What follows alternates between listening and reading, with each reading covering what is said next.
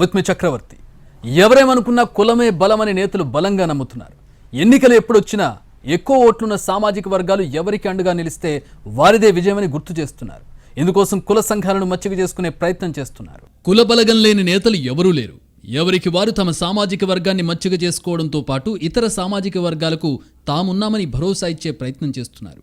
అయితే ఎన్నికల కోడ్ రాకముందు వరకు ఉన్న పరిస్థితులు వేరు ఉండగా సర్వేలలో కొందరు అభ్యర్థులకి ఎదురుగాలి వీస్తుండటంతో కుల సంఘాల ఓట్లను గంపగుత్తగా వేసుకునేందుకు ప్రయత్నాలు చేస్తున్నారు. ఇప్పుడు కుల సంఘాలు ఎవరికి మద్దతు తెలుపుతాయోనని అంతా ఆసక్తి నెలకొంది. తమ సామాజిక వర్గ ఓట్లు అధికంగా ఉన్నాయని, తమ వారికి టికెట్లు ఇవ్వాలని, అలా ఇస్తే గంపగుత్తగా గెలిపించుకునే బాధ్యత మాదేనని కుల సంఘాలు పార్టీలకు హామీ ఇస్తున్నాయి. నియోజకవర్గాల్లో కుల సంఘాలు మూకుమ్మడిగా మద్దతు తెలుపుతూ తీర్మానాలను అభ్యర్థులకు అందజేస్తున్నారు. ఇప్పటి వరకు ఉద్యోగ, ఉపాధ్యాయ, యువజన సంఘాల్లోనే రాజకీయ పరంగా నేతలు జోక్యం చేసుకునేవారు. ఎన్నికలు దగ్గర పడుతున్న తరుణంలో ఇప్పుడు కుల సంఘాలను సైతం టార్గెట్ చేస్తున్నారు. కొన్ని రోజుల నుంచి కుల సంఘాల నేతలతో సమావేశాలు నిర్వహిస్తూ వారిని మచ్చిక చేసుకునేందుకు ప్రయత్నిస్తున్నారు. కుల సంఘాల్లోని కీలక పదవులు దక్కించుకుంటే ఎన్నికల్లో తమకు అనుకూలంగా తీర్మానాలు చేయించే అవకాశం ఉంటుందని ప్రధాన పార్టీల లీడర్లు భావిస్తున్నారు. దీంతో కుల సంఘాల ఎన్నికలు సైతం నిర్వహిస్తున్నారు. ఏ కుల సంఘమైనా సరే తమకు అనుకూలంగా ఉన్న లీడర్లకు పదవులు దక్కేలా పావులు కదుపుతున్నారు. ఇప్పటికే పలు కుల సంఘాల ఎన్నికలు జరగ్గా ఆయా పార్టీలు ఇప్పటికే తమకు మద్దతుగా ఉన్న లీడర్లను గెలిపించుకున్నారు. అయితే ఈ వ్యవహారం సంఘాల లీడర్ల మధ్య చిచ్చు రేపుతోంది. ఒక్కో లీడర్ ఒక్కో పార్టీకి సపోర్ట్ చేస్తుండడం, దీంతో వారి మధ్య పొసగక మనస్పర్ధలు వస్తున్నాయి. దీంతో కుల సంఘాల్లోనే కాకుండా సదరు సామాజిక వర్గంలోనూ చీలికలు ఏర్పడుతున్నాయి. దీంతో ఓట్లు చీల్తాయేమోనని, సమీకరణలు మరింత సంక్లిష్టంగా మారతాయేమోనని ఆందోళన కూడా వ్యక్తమవుతోంది. ఎన్నికలను దృష్టిలో పెట్టుకుని పార్టీలు వివిధ కులాలను చేరదీస్తున్నాయి. ఇందులో భాగంగానే అధికార పార్టీలు కుల సంఘాలకు రీడింగ్ రూమ్ల పేరిట కమ్యూనిటీ హాల్స్కు నిధులు, స్థలాల కేటాయింపు జరుగుతోంది. దీనికి తోడు కులాలకు అనుగుణంగా సంక్షేమ అభివృద్ధి పథకాల ప్రకటన జరుగుతోంది. అటు ప్రతిపక్షాలు కూడా తాము అధికారంలోకి వస్తే ఏ కులానికి ఏం చేస్తామో చెబుతూ కులాల్ని ఆకట్టుకునే ప్రయత్నం చేస్తున్నాయి. కేవలం ఓటు బ్యాంకు రాజకీయంపైనే గురిపెట్టిన పార్టీలు కులాల ప్రాతిపదికనే నామినేటెడ్ పదవులు, పార్టీ పదవులను కూడా కేటాయిస్తున్నాయి. కులాల లెక్కలను చూసుకుని ఇప్పటికే టికెట్లు ప్రకటించిన చోట కూడా అభ్యర్థుల్ని మార్చుతున్న ఘటనలు కూడా జరుగుతున్నాయి. ఏ పదవులిచ్చినా, ఏ పని చేసినా కులాల లెక్కలు దృష్టిలో పెట్టుకోవాల్సిన అవసరం కనిపిస్తోంది. కులాల విషయంలో గేమ్స్ ఆడలేమని పార్టీలు కూడా అప్రమత్తంగా వ్యవహరిస్తున్నాయి. ఎక్కడా కుల సంఘాలకు కోపం రాకుండా అందరినీ కలుపుకుని వెళ్లడానికి ప్రయత్నిస్తున్నాయి.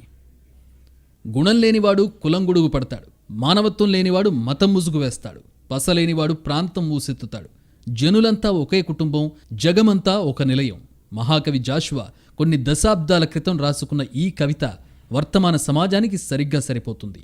ఈ సమాజంలో వ్యవస్థలన్నింటినీ కులరక్కసి కలుషితం చేస్తోంది. ప్రధానంగా రాజకీయాలు కులం కబంధహస్తాల్లో చిక్కి విలవెల్లాడుతున్నాయి. ఇందుకు ఏ రాజకీయ పార్టీ మినహాయింపు కాదు. భావితరాలు కులం అనే విషయాన్ని పంచడంలో రాజకీయ పార్టీలు ఒకదానిని మించి మరొకటి పోటీ పడుతున్నాయి. ఇప్పటి వరకు ఉత్తరాదిన ఏవో కొన్ని రాష్ట్రాలకు పరిమితమైన ఈ కుల జాడ్యం ఏపీ, తెలంగాణ రాష్ట్రాలకు విస్తరించింది. ఇంతకుముందు కూడా కులం వంటి పట్టింపులున్నప్పటికీ ఇంతలా బరి తెగించలేదు. దేశమంతా ఆజాదీ కా అమృతోత్సవ్ వంటి మహత్తర కార్యక్రమాన్ని అంగరంగ వైభవంగా జరుపుకుంటున్న తరుణంలో ఈ కులజాడ్యం ఒక మాయని మచ్చలా మారింది.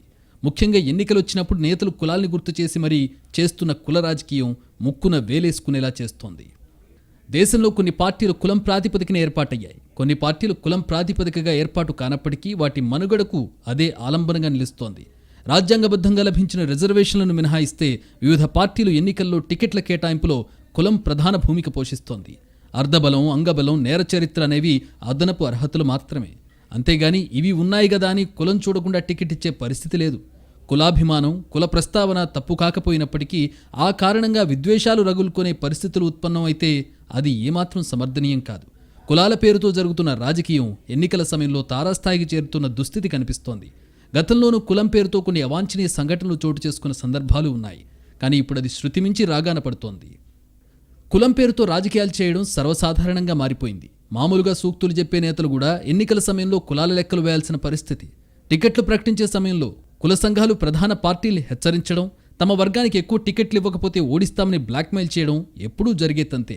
కేవలం కులమే ఎన్నికలు గెలిపిస్తుందనే గ్యారంటీ లేదు. కానీ కులం పేరుతో గంపగుత్తగా వచ్చి పడి ఓట్లు వదులుకునే ధైర్యం ఏ పార్టీ కూడా చేయడం లేదు. పార్టీల ఈ కుల బలహీనతే ఎన్నికల్ని సంకుల సమరంగా మార్చేస్తోంది. సమాజంలోనూ కులాన్ని చూడకుండా ఓటేసే చైతన్యం పూర్తి స్థాయిలో రాలేదు. దీంతో తమకు కులాల లెక్కలు చూడక తప్పడం లేదంటున్నాయి పార్టీలు. ఇది మరోసారి కోడి ముందా గుడ్డు ముందా అనే ప్రశ్నను గుర్తు చేస్తోంది. కులమే బలమని మెజారిటీ నేతలు నమ్ముతున్నారు. కులాన్ని లైట్ తీసుకుంటే ఖచ్చితంగా దెబ్బతింటామని కూడా విశ్వసిస్తున్నారు. ఈ భావన కార్యకర్త దగ్గర నుంచి అధినేత వరకు అన్ని స్థాయిల్లోనూ బలంగా ఉంది. అందుకే ఎన్నికలు వచ్చినప్పుడు కులం కీలకంగా మారుతోంది. కులాన్ని రాజకీయాల నుంచి విడదీసి చూడడం సాధ్యం కావడం లేదు. ఎన్నికలప్పుడు కొత్తగా కుల సంఘాలు పుట్టుకొస్తున్న పరిస్థితులు కూడా ఉన్నాయి. కేవలం ఎన్నికల కోసమే పనిచేసే కుల సంఘాలు ఉన్నాయంటే నమ్మాల్సిందే. అంతగా ఎన్నికల రాజకీయం కులాలతో మమేకమైపోయింది. దేశంలో కులాల ప్రస్తావన నేటిది కాదు. దాని వేర్లు బలంగా నాటుకుపోయిన సమాజం మనది. దేశంలో కులం రాజకీయంగా, ఆర్థికంగా, సామాజికంగా ఎంతో ప్రాధాన్యత సంతరించుకుంది. ఇప్పుడు మరోసారి కుల గణన అంశం హాట్ టాపిక్గా మారింది. దేశ జనాభాలో సగానికి పైగా కులం ఆధారంగా రాజకీయంగా, ఆర్థికంగా, సామాజికంగా వెనక్కి నెట్టివేయబడ్డారు. తీవ్ర వివక్షను ఎదుర్కొన్నారు. బాధిత ప్రజలకు స్వాంతన చేకూర్చే ఉద్దేశంతోనే నాటి నాయకులు రిజర్వేషన్లు అనే అంశాన్ని తెరపైకి తెచ్చారు. అందులో భాగంగానే మొదట షెడ్యూల్డ్ కులాలు, షెడ్యూల్డ్ తెగలకు రిజర్వేషన్లు కల్పించారు. తర్వాతి కాలంలో వెనుకబడిన తరగతులకు, తాజాగా అగ్రకుల పేదలకు రిజర్వేషన్లు అందుతున్నాయి. బిందేశ్వరి ప్రసాద్ మండల్ 1980లో ఓబీసీలకు రిజర్వేషన్ కల్పించాలని సూచించారు. ఈ నివేదిక తర్వాత బీహార్, ఉత్తరప్రదేశ్ లాంటి ఉత్తర భారత్కి చెందిన ఓబీసీ నాయకులు దీనిని అమలు చేయాలని కేంద్ర సర్కారుపై ఒత్తిడి తెంచేందుకు ప్రయత్నం చేశారు. ఫలితంగా 1990లో వీపీ సింగ్ దీన్ని అమల్లోకి తీసుకొచ్చారు. దీని తర్వాత భారత రాజకీయాల్లో మండల్ రాజకీయాలు మొదలయ్యాయి. బీజేపీ కూడా రాష్ట్రాల్లో ఓబీసీ నేతలను ప్రోత్సహించడం ప్రారంభించిందనేది నిజం. బీజేపీ దృష్టికోణం నుంచి ఇది చాలా కాలంగా ఓబీసీ రాజకీయాలు కూడా చేస్తోంది. స్వాతంత్ర్యం వచ్చినప్పటి నుంచి కేంద్రంలో ఏ పార్టీ అధికారంలో ఉన్నా కులాల వారీ లెక్కలు బయటపెట్టే ధైర్యం ఎవరికీ లేదు. కేంద్ర ప్రభుత్వం కులగణన డేటాను విడుదల చేసే అవకాశం లేదు.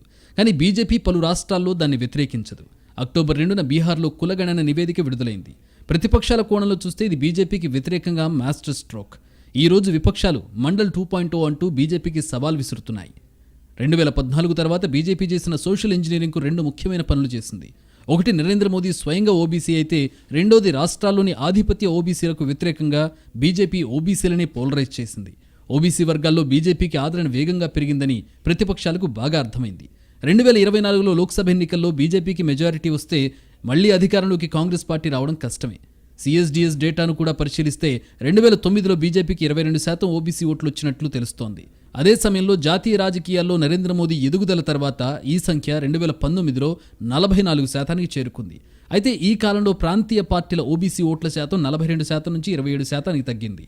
పెరుగుతున్న బీజేపీ ప్రభావాన్ని తగ్గించడానికి కులగణన, ఓబీసీ రిజర్వేషన్స్ అనే కొత్త రాగం విపక్ష పార్టీలు ఎత్తుకున్నాయి. ఎందుకంటే ఈ విషయంపై బీజేపీ ఓబీసీతో పాటు ఇతర తరగతుల ఓట్లను దక్కించుకోవాలని చూస్తోంది. కానీ ఫార్వర్డ్ క్లాస్ మద్దతును కోల్పోకూడదనుకుంటోంది. అందువల్ల ఇతర ప్రాంతీయ పార్టీలు కనిపించినంతగా బీజేపీ గొంతు చించుకోవడం లేదు. కుల రాజకీయాలు రోజురోజుకు పెరుగుతున్నాయి. సమాజంలో జరుగుతున్న ప్రతి సంఘటన కులం రంగు పులుముకుంటోంది. ఎవరికి వారికి వారి వారి కులాలపై అభిమానం ఉండడాన్ని తప్పుబట్టలేం. కానీ అది శృతిమించి దురభిమానంగా మారుతుంది. తద్వారా విద్వేషాగ్నులు రగులుతున్నాయి. దీంతో రాజకీయ యవనికపై అవాంఛనీయ పరిణామాలు తలెత్తి సమాజంలో విచ్ఛిన్నకర పరిస్థితులు ఏర్పడడానికి కారణమవుతున్నాయి. ఎన్నడూ లేనంతగా కుల రాజకీయాలు మండిపోతున్నాయి. క్యాస్ట్ కుంపట్లతో చలి కాచుకునేందుకు చాలామంది నేతలు శతవిధాలా చిచ్చు రగిలిస్తున్నారు.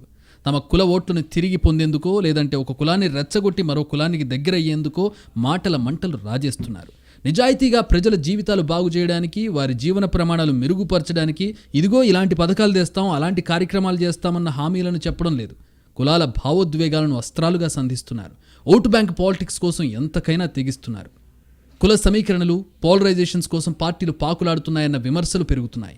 కుల పునాదులపై అధికార పీఠం ఎక్కాలన్న వ్యూహం కనిపిస్తోందన్న విశ్లేషణ జరుగుతోంది. కానీ పోలరైజేషన్తో ఓట్లు పడవు. క్యాస్ట్ ఈక్వేషన్స్తో అధికారంలోకి వచ్చిన ఉదంతాలు లేవు. వ్యక్తిగత చరిష్మా, భాష, ప్రాంతం, పథకాలతోనే పవర్లోకి వచ్చిన సందర్భాలే అధికం. అత్యంత ప్రజాదరణ పొందిన, భారీ మెజారిటీతో గెలిచిన నేతలు అలాగే వచ్చారు. అలాగని కులం ఓట్లు రాల్చదని కాదు, కేవలం కొంతవరకే. సొంత కులం జనాలు ఓట్లేసినా అధికారంలోకి రావాలంటే మిగతా కులాలు కూడా మద్దతు పలకాల్సిందే. మెజారిటీ కులాల మద్దతున్న పార్టీకే అధికారం దక్కుతుంది. కులాన్ని ఎక్కువగా నమ్ముకున్న పార్టీల పుట్టిమునిగిన సందర్భాలు కూడా ఉన్నాయి. కులం అనేది 2 వైపులా పదునున్న కత్తి లాంటిది. జాగ్రత్తగా వాడకపోతే అసలుకి ఎసరొచ్చే అవకాశం ఉందని గతంలో కూడా తేలింది. కులంపైనే రాజకీయం నడుస్తోంది. కులాల లెక్కలపైనే నాయకులు సమీకరణాలు వేస్తున్నారు. పార్టీలు అలాగే ఉన్నాయి. కులంతో ఓట్లు పడవు. క్యాస్ట్ ఈక్వేషన్స్తోనే అధికార పీఠం అందదు. ఒక కులానికి చెందిన నాయకుడైనంత మాత్రాన ఆ కులపోళ్ల ఓట్లన్నీ గంపగుత్తగా పడతాయన్న గ్యారంటీ లేదు. అందుకు చరిత్రే సాక్ష్యం. అయినా సరే నేతలు మాత్రం మారడం లేదు. కులం పేరుతో రాజకీయాలు కొనసాగిస్తున్నాయి. ఎన్నికకు కుల రాజకీయం కొత్త పుంతలు దొక్కుతోంది. కులాల వారీగా పథకాలు ప్రవేశపెట్టేదాకా వచ్చింది పరిస్థితి. ఒక్కో కులాన్ని టార్గెట్ చేసుకుని హామీలు ఇవ్వడం, కులాల వారీగా మేనిఫెస్టో ప్రకటించడానికి కూడా పార్టీలు వెనకడ్డం లేదు. కుల సంఘాలు కూడా తమ సంఘానికి ఎవరేం చేశారో చెబుతూ పరోక్షంగా ఎన్నికల ఫలితాల్ని ప్రభావితం చేస్తున్నాయి. కుల సంఘం భవనం కట్టినా, సాయం చేసినా సదరు కులాన్ని గౌరవించినట్టేనని ప్రచారం చేస్తున్నాయి. ఇలా ఎవరికి వారు కులం పేరు చెప్పుకుని లబ్ధి పొందే ప్రయత్నం చేస్తున్నారు. నిజానికి ప్రజల దగ్గరకు వెళ్ళడానికి కులం అక్కర్లేదు. ప్రజల కష్టాలు తెలుసుకోవాలి, వారి ఆలోచన గ్రహించాలి, జనం జీవితాలను బాగు చేసే ప్రయత్నం చేయాలి, పథకాలతో ఆకట్టుకోవాలి. ఎలా బాగు చేస్తామో విజన్ డాక్యుమెంట్ వారి ముందు పెట్టాలి. ప్రజాదరణ పొందిన నేతలు కేవలం కుల బలంతో అధికార పీఠం ఎక్కలేదు. అన్ని వర్గాల జేజేలు అందుకున్న వారే దిగ్గజాలుగా మిగిలిపోయారు. అందుకే కేవలం కులం ఓట్లు రాల్చదు. సామాజిక వైషమ్యాలు అధికార పీఠం ఎక్కించలేవని గ్రహించాలి. కానీ నేతలకు అన్నీ తెలిసినా కులం ఓట్లు పొందడానికి షార్ట్ కట్ అనే సూత్రాన్ని బాగా నమ్ముతున్నారు. కుల రాజకీయం రసవత్తరంగా మారుతోంది. బూత్ లెవెల్లో కుల లెక్కలను పక్కాగా చూసుకుంటున్నాయి పార్టీలు. తమ ఓటు బ్యాంకు పటిష్టంగా ఉందని భావిస్తూనే విజయానికి కీలకమైన ఇతర వర్గాల మద్దతు కోసం ప్రయత్నిస్తున్నాయి. ఎన్నికల సమయంలో చాప కింద నీరులా క్యాస్ట్ స్ట్రాటజీలను అప్లై చేస్తున్నాయి. కులాల వారీగా ఓటు బ్యాంకుపై దృష్టి సారించి పథకాలు ప్రవేశపెడుతున్నారు. అంతకుముందు కులాల వారీగా ప్రభుత్వ పథకాల పంపిణీ ఉన్నా ఇంత పక్కా ఓట్ల లెక్కలు చేయలేదు. ఇప్పుడు ఏ కులం ఓట్లు ఎటుపోతున్నాయో చూసి మరీ సామాజిక సమీకరణాల లెక్కలు వేసి స్ట్రాటజీ వేస్తున్నారు. అభ్యర్థి గుణగణాలు, పార్టీల హామీల కన్నా కులమే మన ఎన్నికల్లో కీలక పాత్ర పోషిస్తోంది. ప్రతి రాష్ట్రంలో ఈ కులాల కుంపట్ల ఎన్నికలప్పుడు ఆగకుండా రగులుతుంటాయి. కులరహిత సమాజానికి కట్టుబడ్డామనే రాజకీయ నాయకులు తమ స్వార్థం కోసం ఎక్కడికక్కడ కుల కుంపట్లు ఆరిపోకుండా రాజేస్తుంటారు. దీంతో ఎన్నికల్లో కులమే బలంగా మారుతోంది. ఈసారి కూడా 5 రాష్ట్రాల ఎన్నికల్లో కులమే ప్రచారాస్త్రంగా మారింది. ఏకంగా సార్వత్రిక ఎన్నికలకు కూడా కుల గణనను ప్రధాన అంశంగా చేయాలని విపక్షాలు భావిస్తున్నాయి. దేశంలో చాలా చోట్ల కులమే అభ్యర్థి గెలుపోవటం నిర్ణయిస్తుంటుంది. నాయకులు కులాల వారీగా విడిపోవడమే కాకుండా ఈ సమాజాన్ని కూడా అదే విధంగా విడగొట్టే విధంగా తయారు చేస్తున్నారు. రాజకీయం అంతా కులాల వారీగా విడిపోయినట్టుగానే కనిపిస్తోంది. ఒక పార్టీ అధికారంలో ఉండగా తమ ప్రత్యర్థి పార్టీకి చెందిన సామాజిక వర్గానికి చెందిన నాయకులను, అధికారులను టార్గెట్ చేసుకుంటూ, వేధిస్తూ, విమర్శిస్తూ, ఇబ్బందులకు గురి చేస్తూ రావడం, అలా అధికార పార్టీ చేతిలో ఇబ్బందులకు గురైన వారి పార్టీ మళ్లీ అధికారంలోకి వస్తే మళ్లీ ఇదే సీన్ రిపీట్ అవ్వడం, ఇవన్నీ పరిపాటిగా మారిపోయాయి. ప్రస్తుతం రాజకీయం అంతా కులం చుట్టూనే తిరుగుతోంది. ఒకప్పుడు కుల ప్రస్తావన తీసుకొచ్చి ఏదైనా విమర్శ చేసేందుకు నాయకులు కానీ ప్రజలు కానీ చాలా ఆలోచించేవారు. కానీ ప్రస్తుత నాయకులు మాత్రం తమ రాజకీయ ప్రత్యర్థులను, తమకు గిట్టని అధికారులను నేరుగా కులం పేరుతోనే దూషిస్తూ వ్యవహరిస్తున్న తీరు రాజకీయాల పట్ల చిన్న చూపును ప్రజలకు కలిగిస్తోంది. ఇప్పుడు ప్రతి అంశం కులానికి, మతానికి ముడిపెట్టే విధంగానే ఉంటున్నాయి. అన్ని పార్టీల నాయకులు ఇదే తంతుగా వ్యవహరిస్తూ వస్తున్నారు. ఈ మధ్యకాలంలో ఈ పోకడ మరీ ఎక్కువైనట్టుగా కనిపిస్తోంది. ఒక కులం నాయకుడిని తిట్టించాలి అంటే అదే కులానికి చెందిన నాయకుడిని తెర మీదకు తెచ్చి తిట్టించడంలో అన్ని పార్టీలు ఆరితేరిపోయాయి. కులాలు, మతాలు లేవని, మనమంతా ఒకటే అని పదే పదే ఉపన్యాసాలు దంచే నాయకులు వాస్తవంలోకి వచ్చేసరికి అందుకు విరుద్ధంగా వ్యవహరిస్తున్నారు. కుల విమర్శలకు ఇప్పట్లో అడ్డుకట్ట పడేలా కనిపించడం లేదు. కుల రహిత సమాజాన్ని నిర్మిస్తామని చెబుతున్న నాయకులే ఎన్నికలప్పుడు చిచ్చురేపే విధంగా తయారవ్వడం బాధాకరం. సమాజం అంటేనే అన్ని కులాల సమ్మేళనం. ఒక కులం వారు ఎంత గొప్పవారైనా కూడా మిగిలిన వారి ఆదరణ, తోడు లేకుండా ముందుకు సాగలేరు. మనుషులను కులాలుగా చూసే దుష్ట సంప్రదాయం గత కొన్నాళ్లుగా వికృత రూపం దాల్చింది. పవిత్రమైన కార్తీక మాసాన్ని సైతం రాజకీయాలకు వేదికగా మార్చుకుని రాజకీయ ప్రయోజనాలు పొందడమే లక్ష్యంగా రాజకీయ నేతలు ముందుకెళ్తున్నారు. కార్తీక మాసం సందర్భంగా వన సమారాధన కార్యక్రమాలు జరుగుతాయి. ఏ కులం వారు ఆ కులానికి సంబంధించి వన సమారాధన కార్యక్రమం చేసుకుంటున్నారు. అయితే వన భోజనాల కార్యక్రమం రాజకీయంగా జరుగుతున్నాయి. ఈ కులాల వారీగా జరుగుతున్న కార్యక్రమంలో ఆయా కులాలకు చెందిన నాయకులు వచ్చి తమ తమ పార్టీలకు సంబంధించి డప్పు కొట్టుకోవడం, ప్రత్యర్థి పార్టీలపై విమర్శలు చేయడం చేస్తున్నారు. ప్రతి కులం సైతం తమ కులానికి సంబంధించి వన సమారాధన కార్యక్రమం చేస్తున్నారు. ఈ కార్యక్రమాలకు అన్ని పార్టీల వారు వస్తున్నారు. కాకపోతే కొన్ని చోట్ల రాజకీయ పరంగా చర్చలు జరగడం లేదు, కానీ కొన్ని చోట్ల మాత్రం రాజకీయపరమైన చర్చలు నడుస్తున్నాయి. కొందరు అధికారులు సైతం ఈ కులాల సమారాధనలో పాల్గొని పార్టీలకు భజన చేస్తున్నారు.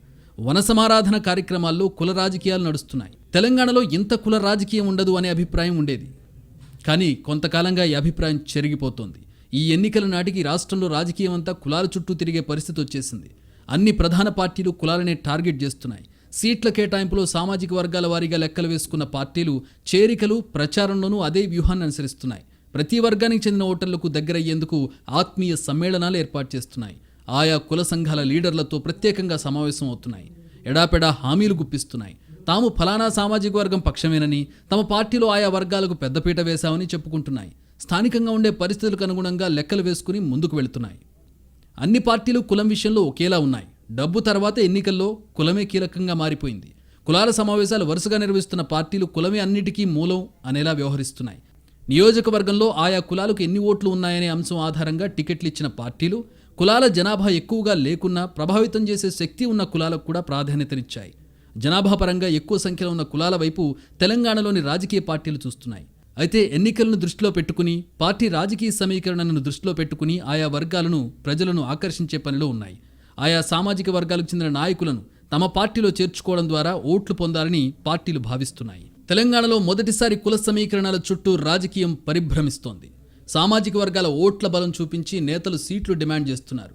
అడిగినన్ని సీట్లిస్తే ఓట్లన్నీ గంపగుత్తగా మీకేనని పార్టీలకు బంపర్ ఆఫర్ ఇస్తున్నారు. గతంలో బీసీలు మాత్రమే జనాభాకు తగ్గ సీట్లు అడిగే పరిస్థితి ఉండేది. అడిగినన్ని కాకుండా ఎన్నో కొన్ని సీట్లు ఇచ్చిన చివరికి సర్దుకుపోయేవారు. కానీ ఇప్పుడు బీసీల్లో కూడా ఉపకులాల వారీగా సీట్లు కోరుతున్న పరిస్థితి తెలంగాణ రాజకీయాల్లో మొదటిసారి కనిపిస్తోంది. దశాబ్దాలుగా ఏలుతూ వచ్చిన అగ్రవర్ణాలు కూడా ప్రత్యేకంగా సీట్లు డిమాండ్ చేస్తుండడం ఆశ్చర్యకర పరిణామం. మీరు సీట్లు ఇస్తే ఓట్ల సంగతి మేము చూసుకుంటామని కుల సంఘాల పెద్దలు పార్టీలకు భరోసా ఇస్తున్నారు.